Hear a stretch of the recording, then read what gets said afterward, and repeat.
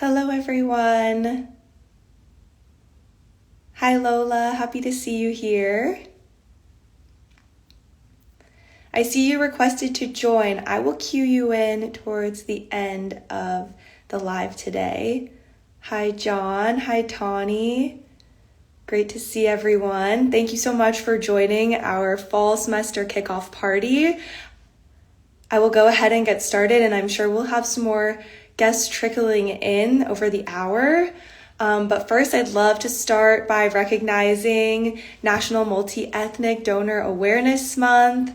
This observance invites us to honor the experiences and history of multicultural communities and is a real reminder that change starts from within. And SOTA is so proud to celebrate and uplift student voices from diverse backgrounds who are making a life-enhancing impact in their communities. So all throughout August, we'll be celebrating National Multi-Ethnic Donor Awareness Month as a community.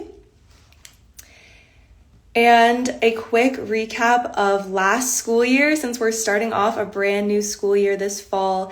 We now have over 150 chapters on high school, college, and graduate school campuses, which is so remarkable. And we partner with over 35 OPOs to support these incredible student advocates.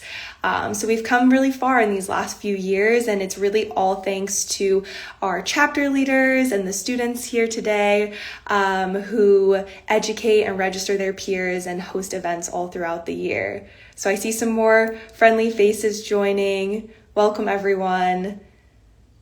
I'd love to congratulate all of our amazing advocates on making a greater impact last school year than any other in SOTA's history.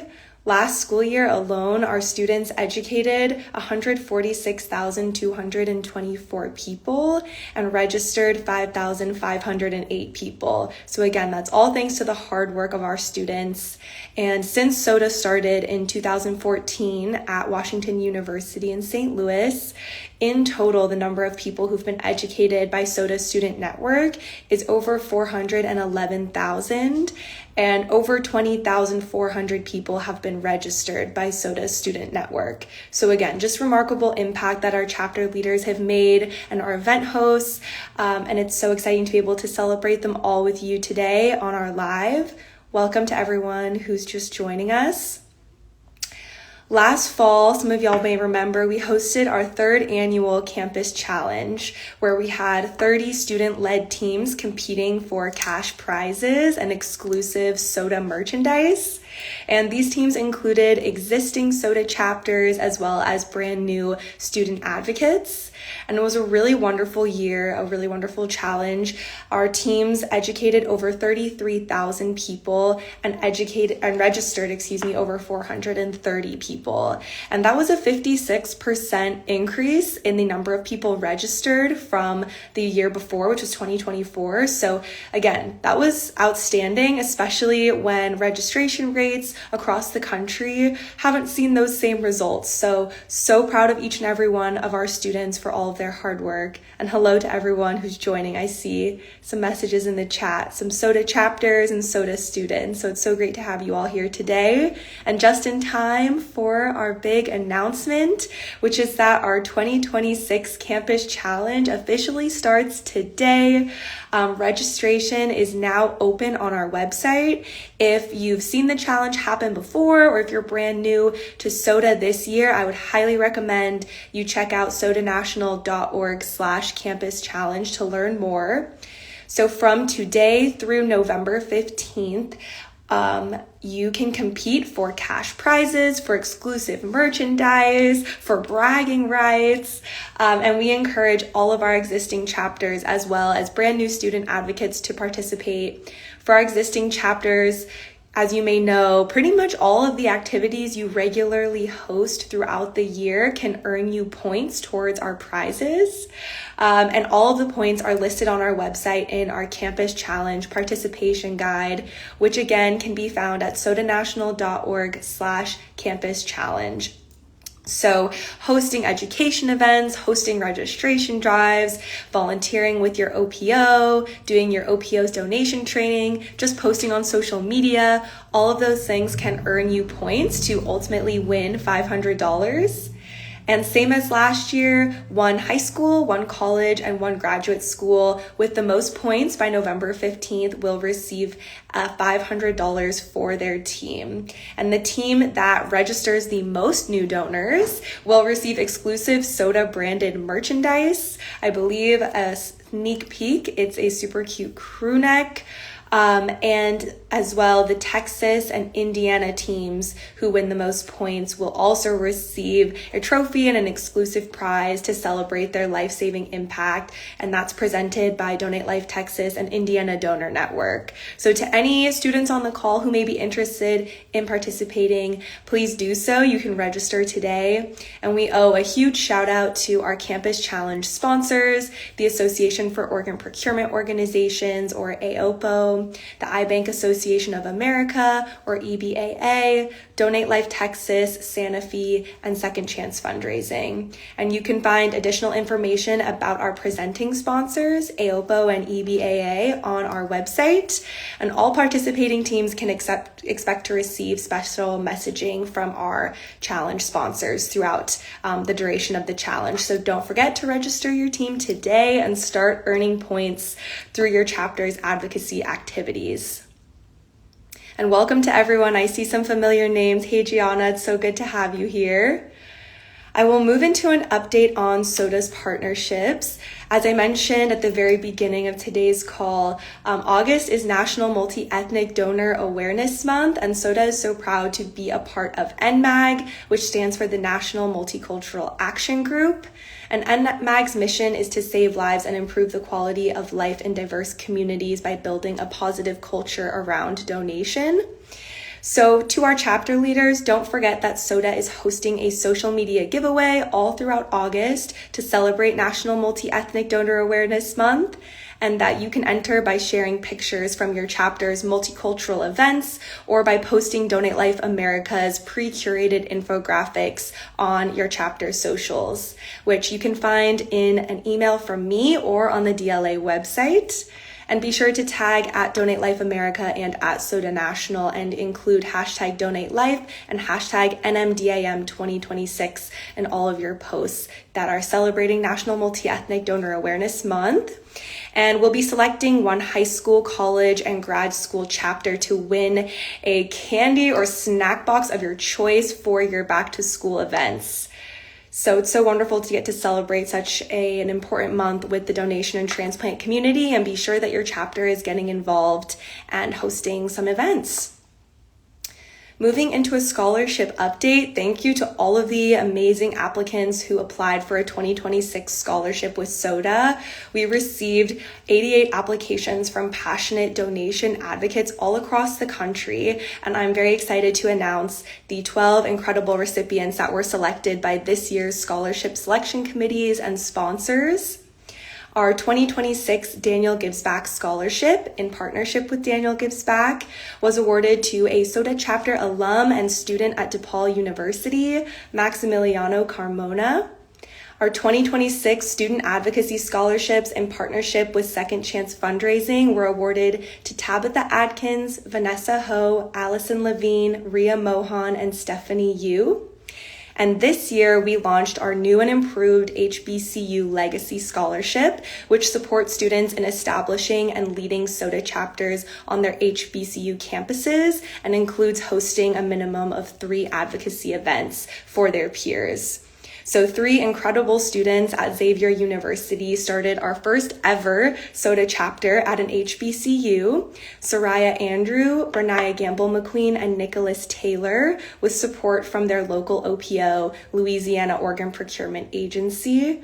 And thanks to a generous sponsorship from Honor Bridge, we're also establishing our second SOTA chapter on an HBCU campus this year at North Carolina A&T State, which will be led by Joseph Ajimobi, Addison Foster, and Lee Ariel Staton. So congratulations to our inaugural cohort of HBCU Legacy Scholarship recipients at North Carolina A&T State and Xavier University. We're so proud to support your advocacy efforts on campus and can't wait to start helping you host events alongside your OPO.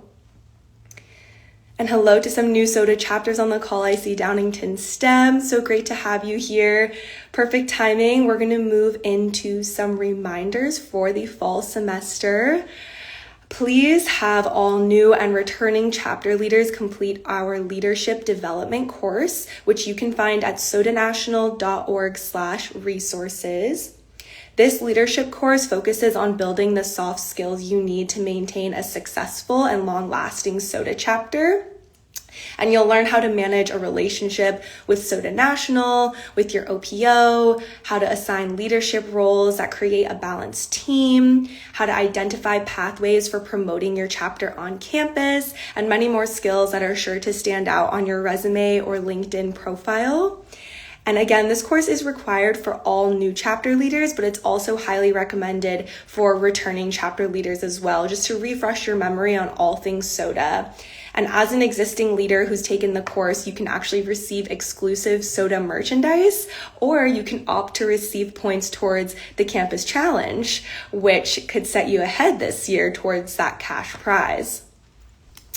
Additionally, we have a brand new t-shirt design that we've launched for this semester and this school year. Trust me, you don't want to miss it. It is super duper cute. And as a general reminder, our t-shirts are reserved for active chapter leaders and members. They shouldn't be given away as general incentives or giveaway items, especially with this new design. They're going to be in demand. But be sure to request t-shirts if you don't already have them on our website at sotanational.org/resources. And all new chapters also receive a copy of Susan Miller's Permission to Thrive, which shares the family story around SOTA's origin. So if you have a copy and you haven't had a chance to read it yet, please be sure to do so. It's a very moving and heartfelt story, and you're sure to leave more connected to SOTA. And also don't forget that your chapter has access to $300 each semester to put towards your education events and registration drives. So take advantage of those supplies and those resources that I mentioned. Again, all at sotanational.org/resources for your chapter. And we are continuing to provide volunteer hours certification as well as our SOTA Volunteer Awards at sotanational.org/volunteer hours. If you complete any donation-related activities, we're happy to verify hours for you. And as a reminder to any students on the call who may just be interested in getting involved with SOTA, our eligibility quiz and chapter application accept applications year-round. Our chapter applications are now reviewed by the SOTA National team 4 times a year, with our decisions being released within 1 month of the nearest application deadline.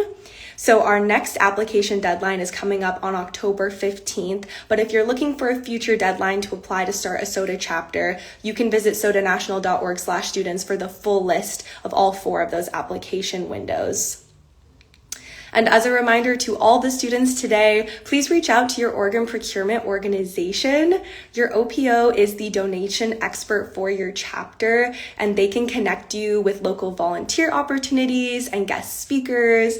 They can provide you with free supplies and organize a formal donation training for your chapter. So it's an invaluable connection for your chapter to have.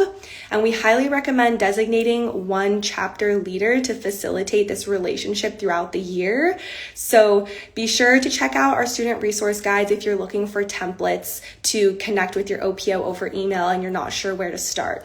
But if you need a reintroduction to your OPO or the term OPO sounds very unfamiliar to you, feel free to drop a comment in the chat or to also send us a direct message right after this meeting, and we'll be sure to put you in touch. Which leads me to our first guest speaker. John, I saw you were on the call, so if you'd like to send in your request to join our Instagram live, While I'm waiting for his request, I will share a little bio about John. He is a PhD student in biochemistry, structural and molecular biology at Thomas Jefferson University, and he's also the co-founder of SODA at Northeastern, one of our longest running SODA chapters. And John recently joined SODA National's board of directors as our inaugural Alumni Liaison, and he's currently managing our national network of SODA alumni. So thank you so much for being here. Should be joining us shortly. Oh, not a thumbs down. Definitely a thumbs up.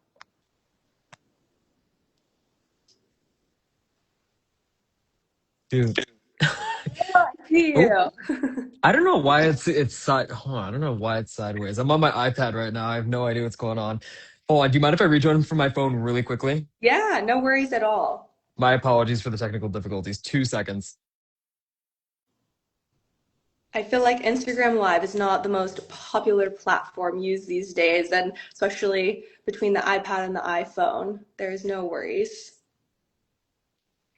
I will mention to our students that there will be a Q&A open at the end of today's call. So if you have any questions, you can feel free to drop them in the chat at any time or save them until the very end. But I'm happy to answer any questions you might have about SODA in general, about your chapter. Perfect. I see John's requests coming in.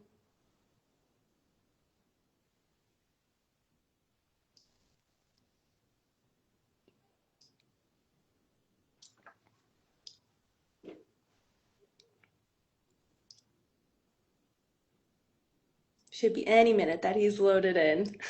It's one of those days.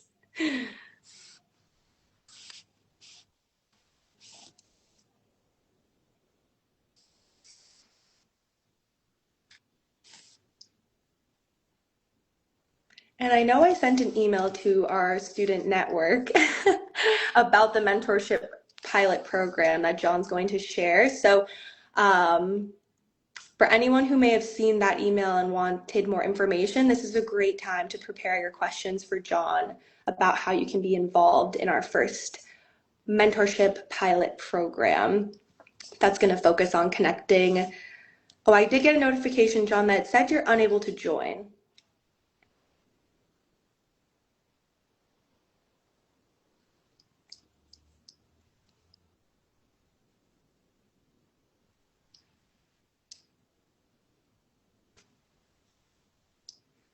While we're waiting, this is a great time to go register your chapter for our campus challenge. So you could take a minute to visit the SODA National website, get your chapter registered, and I forgot to mention that all registered teams will be receiving football stress balls. And John, I'm not seeing a new request just yet, oddly enough. But those football stress balls will be branded with our Campus Challenge logo. And they're great giveaway items for sporting events or just on-campus tabling events. Aha! I think We're it worked. here! It worked! Had to rejoin from my phone, but I think it should be working now. You can hear me fine? Yes, perfect. Thank you so much for troubleshooting. Oh, not a problem at all. Thank you so much for having me. I really appreciate it. Yeah, and you've been part of the soda community for quite a while now. I'd love if you could just introduce yourself to everyone on the call today. I know I gave a little blurb, but a little more about your journey and how you went from, a chapter leader to our alumni liaison and what that path looked like for you. Yeah, absolutely. And first of all, thank you for the brief introduction. I really appreciate it. Very flattering.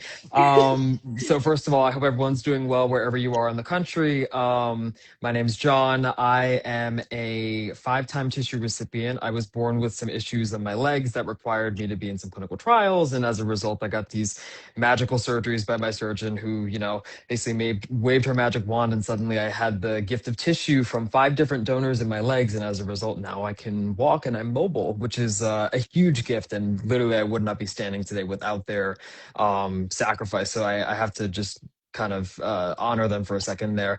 But when I was in the process of gaining my tissue, I realized that I felt a little bit, isolated in that experience. I didn't know anyone who had ever been touched by organ tissue or eye donation before, and I really sought out other individuals who were experienced with this. And when I was at Northeastern, I simply kind of, set my net out, and suddenly I met my prospective co-founders, Morgan Miofsky, Sophie Griffin, and Andy Bindleglass. And the four of us, we all had a very personal connection to organ donation, and we founded our chapter together. And in a way, it's been the gift that keeps on giving, because not only have we been able to educate so many people, but I've been able to stay involved with Soda Northeastern and watch them grow even after I graduated in 2022. And that's been the most interesting part of this, is they've grown much larger than I think we ever anticipated, even though none of the original co-founders are there, and none of the current e-board actually has a, so to say, personal connection to organ donation. And that's what really provided the motivation for me to join Soda National as the alumni director, because I realized there was an opportunity for us to sort of infuse the original lifeblood of some of the original chapter founders back into the organizations. And on top of that, there's a reciprocally beneficial relationship in that not only the current student leaders get to learn from us, who are a little bit more seasoned and now are young professionals entering our careers, but on top of it, we get the, so to say, feel good aspect of it, in that we get to give back and we get to pay it forward to these, young, peppy individuals. I say this as I'm 25 going on 26, but these young kids basically who are carrying the torch for us. And it's been great to now not just do that at Northeastern, but on a national level. So it's been a huge honor. Definitely. I know something that makes Soda so special is that we work not only with students who have a personal connection, like you and your founding team, but also more and more recently, we're seeing students who are passionate about healthcare careers or careers in medicine, or just passionate about donation advocacy in general. But we really tap into this network of the general public who may not be educated or have that personal connection, but through working with Soda, they're able to meet other people who do and to hear these stories, because we know how powerful storytelling can be. So Yes. it's one of those beautiful things about Soda, and to have your chapter be passed down over the years and still be so strong and sustainable is the model that we're really looking for other chapters to be able to follow. So I think that having you as our alumni liaison is going to add so much value to Soda National. I And hope so.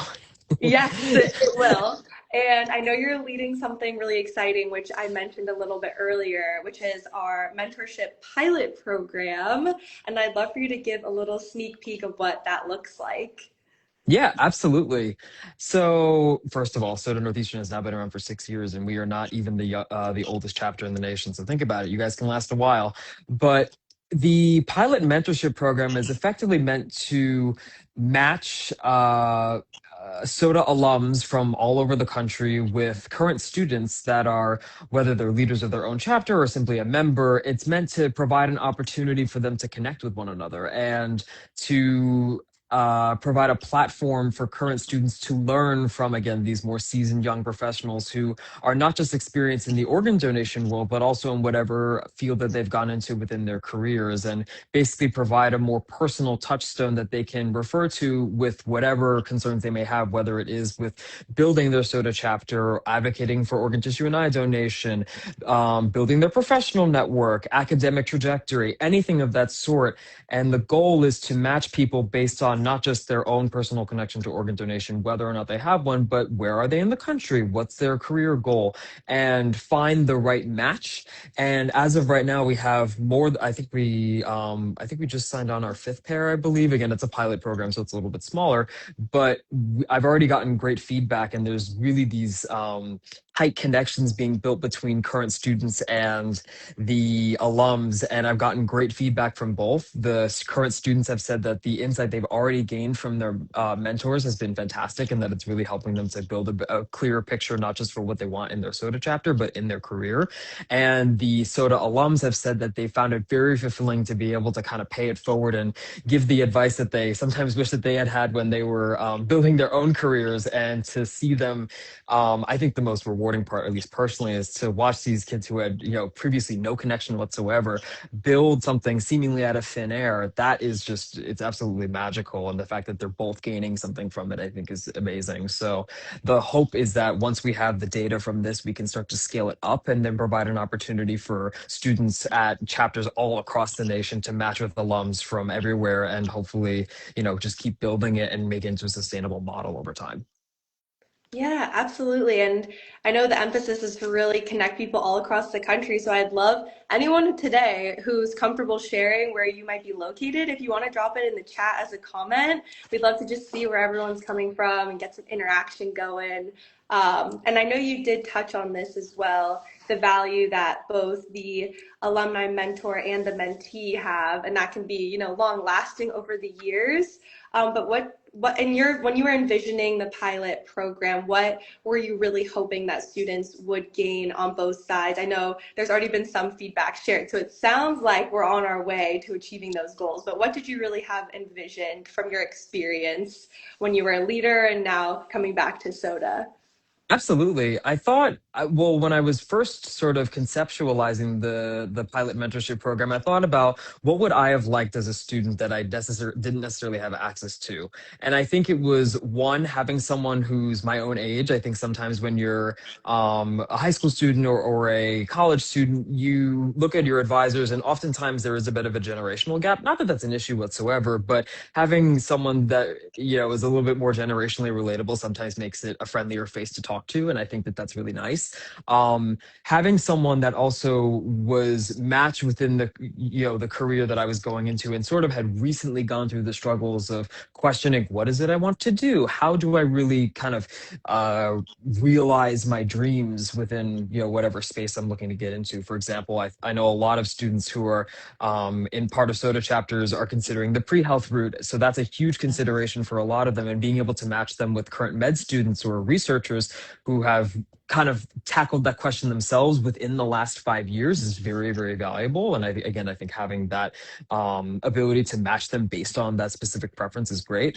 And I think another thing is I wanted to envision having alums that could provide what the original motivation for joining SOTA was. Because again, a lot of our current students, they join because there's sort of this dual-sided benefit, that being it's a way to get connected with the organization community, and that's a new experience for them. It's novel in that they may not have their own personal connection, but on top of it, it's a way for them to, I'm trying to think of the correct word to say this, but it's a way for them to basically branch out professionally. And I think what I wanted was to have the opportunity for alums to say, "Hey, this was why I got involved, and this is really exciting to me," and basically to like infuse them with that excitement. So it's really all three, in that it's like having someone relatable, having someone who's professionally aligned with where you want to go as a student, and then having someone who can tell you like, this is why this is important. And it seems that has been very much achieved, at least in the beginning phases of this program. Mhm. I'm so happy to hear that. And I know it's great practice with networking, which is one of the most intimidating parts when you graduate and enter the job market. So it's great Yes. practice there to be able to speak to someone and have shared things in common that you can relate on and come back to. And I see a question in the chat, which is why are alumni important to SOTA, or in your opinion? Yeah, that's actually a great question. I noticed that went down there, and I think alumni are important to SOTA because we are sort of the original, as I've said, we're the original life force of this organization, not just in the chapters, but on a national level. And we oftentimes carry a very, very strong personal motivation for pursuing this advocacy work. And I think to be able to, again, reinfuse that back into the chapters when sometimes it's not necessarily that they can lose their way as much as they sometimes just don't have that same personal connection to it. To bring that back into the picture is so important in order to make sure that the chapters become sustainable over time. Yeah, definitely. And SOTA started from, for anyone who may not be familiar, it was started in honor of a donor family, a donor sister named Laura Miller, and her story and the Miller family story. And when Sarah went off to college and founded the first ever SOTA chapter at Wash U. So Soda's connection to donation and transplant is very personal, and it's so amazing to get to work with so many students who have personal connections in their life. And like you said, to have that storytelling bridge, be able to connect newer generations of Soda students who may be finding it through, excuse me. Do you need some water? Take a I minute. have a cold. I'm surprised I made it this far. Pretty good making it that far. It's been almost like I 30 know. minutes. Apologies, headphone users. Um, I'll move to the next question, which is how can interested students on the call get involved in the mentorship pilot? Absolutely. I think, this is something I really, really want to strike home is you need to reach out to me. So whether it's you DM, I'm sure that you could probably DM the Soda National channel and reach out or reach out to your Soda chapters. However, what I'm doing as the alumni liaison is I'm basically making sure that the chapters are aware that there is a mentorship program being built. And I want people to reach out directly to me to indicate their interest. And I'm basically keeping a log and a registry of who is interested in possibly participating in a mentorship program like this, how many of the alums might be interested in professionally networking, because that's another aspect of this I'm looking to bring to fruition. And the only way to do that is if you indicate your interest by reaching out. I think I will continue to reach out to everyone on our email list and see who's interested and who wants to get involved. But if you're on the call right now and you are interested, feel free to just send me a message, whether it's on via DM or anything, or at my email, which is alumni@sodanational.org. Either one of those is a fantastic way to get in touch. Yes, feel free to send a direct message to this Instagram if you'd like to get involved and get connected with Sean. And I think those were all the questions that I had today. I mentioned there'll be a Q&A portion at the end for students who may have other questions. But thank you so much for taking time to join us. That's definitely everything you shared is something that I know the Soda National team has been talking a lot about is how to bring that spark back to chapters who may not have those personal connections, just so that they can really feel the authenticity of Soda's mission and the life-saving effect that you can have by educating and registering. So we're really so happy to have you on the Soda team, and you added so much value to today. So thank you, John. Yeah, thank you so much. The more people we can get excited about our cause and rally them behind it, I think that's, it's all the better. Exactly. And I'll be queuing in another guest speaker, so I'm not sure exactly how you hop off, but I will do my best. But thank you again for having me. I really appreciate it, and I hope everyone does well tonight. thank you, everyone. Apologize for my coughing attack. I can't promise there won't be another, but we did make it pretty far. So I'd love to cue in our second guest speaker, which is Lola. I believe I saw her on the call today. So Lola, when you're ready to send in your request, I'll go ahead and share her introduction in the meantime. Um, some of you may remember Lola from our spring 2025 semester kickoff party, but she is a donor family sister and a Soda High School alum, which ties right into what John was sharing. Oh, I see her request right here. And she founded the chapter at Brookfield East in Milwaukee and continues to advocate for donation at Northwestern's campus in Illinois. Perfect timing. Thank you so much for joining us, Lola. Hello. Great to see you again. For anyone who wasn't with us last time you joined our kickoff party, could you reintroduce yourself and share what being part of the donation community means to you personally? Yeah, I'm Lola Perlman. I'm currently a sophomore undergrad at Northwestern University down in Illinois.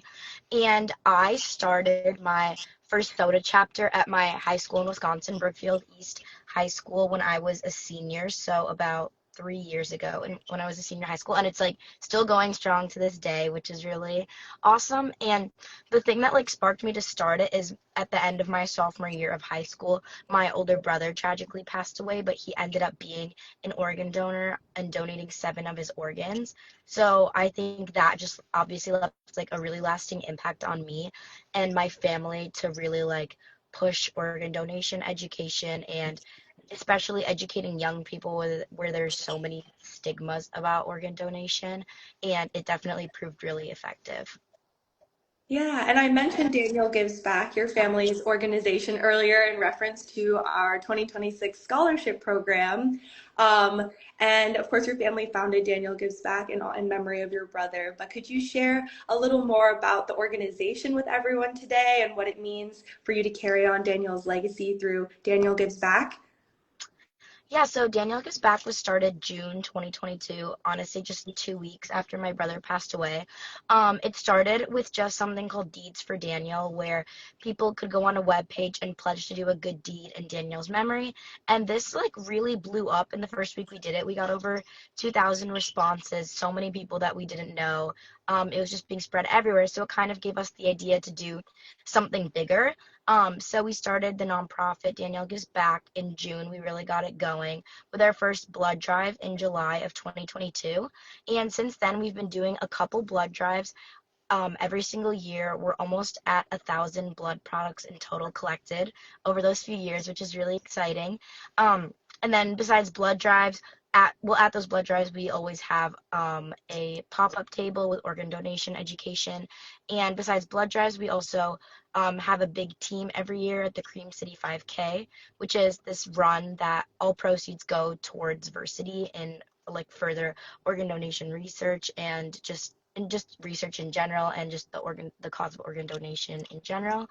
Um, and yes, besides those two, we also partner with an organization called Power of Pawns and host a chess tournament every year in Daniel's memory, as that was one of his passions as well. So yeah, those are kind of our four main pillars is like just helping others, the importance of chess and the Cream City 5K. But in addition to that, something we've also partnered with SOTA with is scholarships that we do. So we do them at Brookfield Academy, Brookfield East High School, SOTA, and we're looking to just like keep expanding doing scholarships because we just love to see people who are also kind of like holding the values of Daniel Gives Back, and we want to just like support them in their educational careers as well. Yeah, y'all are doing so much amazing work. I myself just started taking chess on that Duolingo app where you like learn it slowly. It is so hard, but I play with my sister sometimes. It gets very competitive and we have a good time. Good way to like interact and be together and just share quality time. So I love that you mentioned that. It's been very on my mind recently. That's nice. And with blood drives, those are super popular for our students. If I know we have chapter leaders on the call, it's always a great idea to partner with blood drives to bring donation education resources like Lola mentioned. So if you're looking for any event info for next school year, check out if there's a blood drive coming to your community or to your school. That is a great suggestion.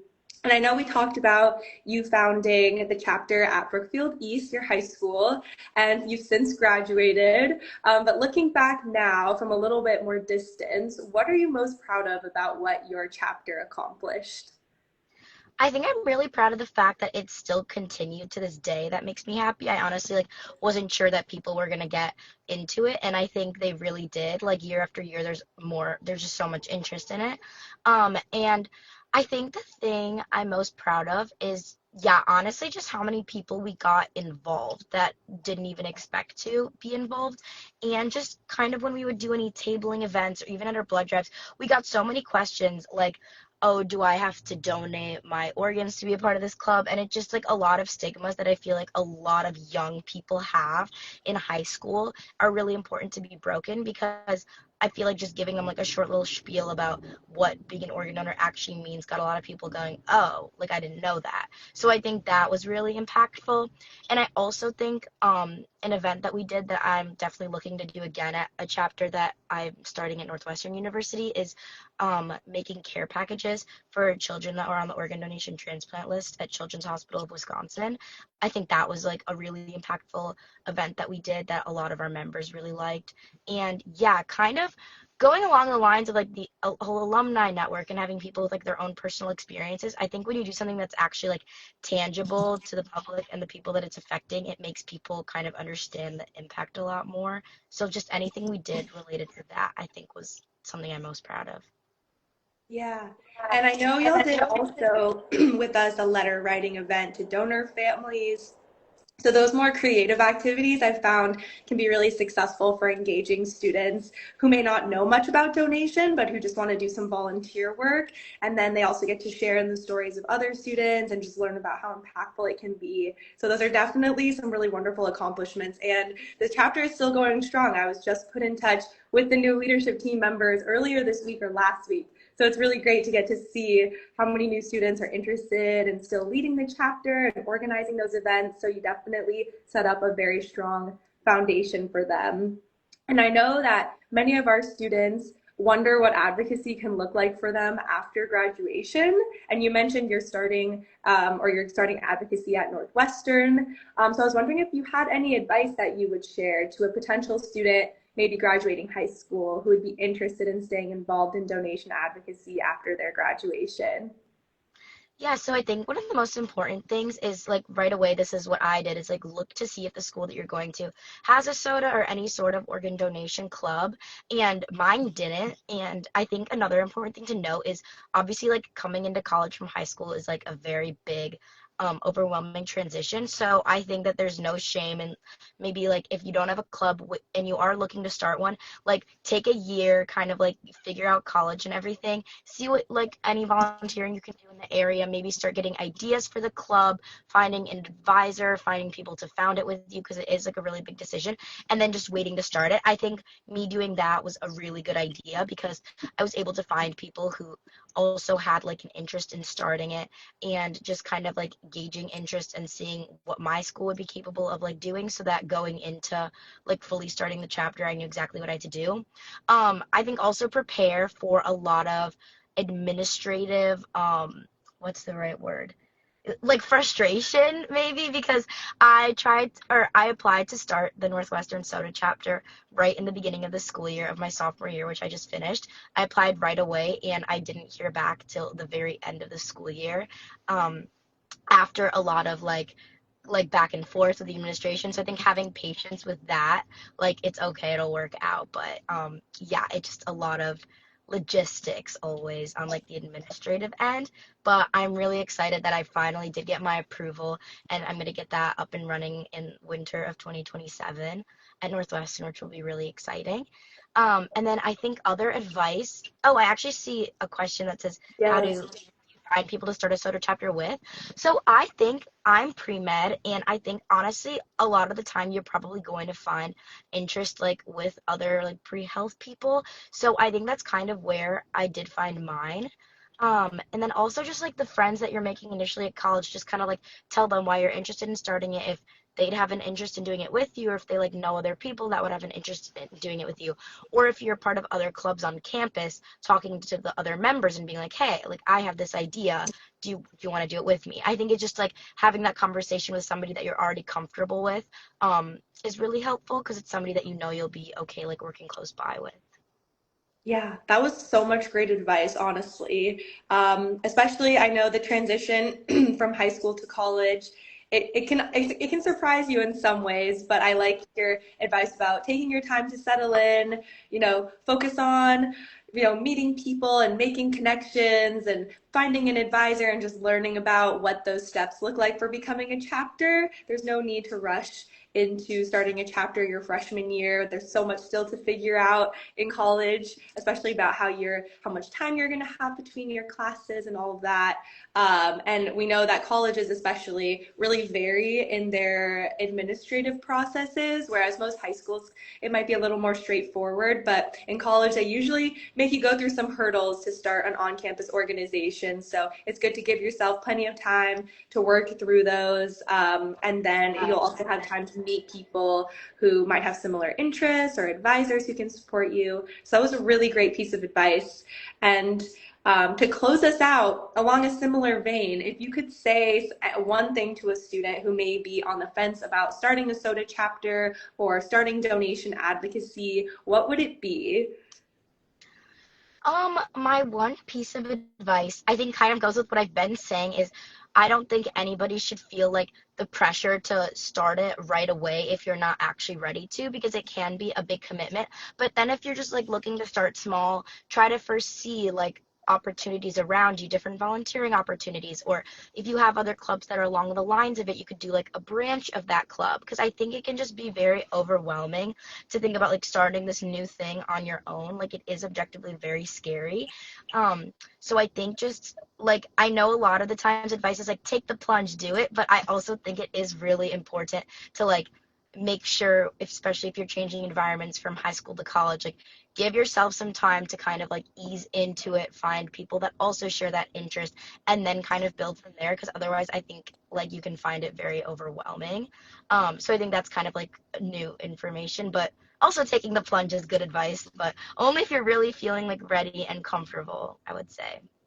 Yeah, and we do also have a one-off advocacy event program that we recommend to students who are interested in trying out soda and hosting an event. And you can do it solo, and we provide $75 in funding and some supplies. So that's a great way to kind of dip your toes in, see what it's like to host an event on campus, see who might come approach you and be interested. And you can also do that as part of our campus challenge, which I keep plugging since it just started. And I do see a comment, I think, here for you about a potential connection to Lori Children's transplant program to support your chapter at Northwestern. So thank you, Dr. Joshua, for that suggestion. Oh wait, Um, is it in the chat? I don't think I see it. yes, it came into the chat, but I can definitely introduce y'all over email as well. Yeah, that would be great. Amazing. And thank you so much for joining us, Lola. I know we have some time for questions. So if anyone has any additional questions for Lola or just in general from the kickoff party, we can stay on for another minute or two and see what might trickle in.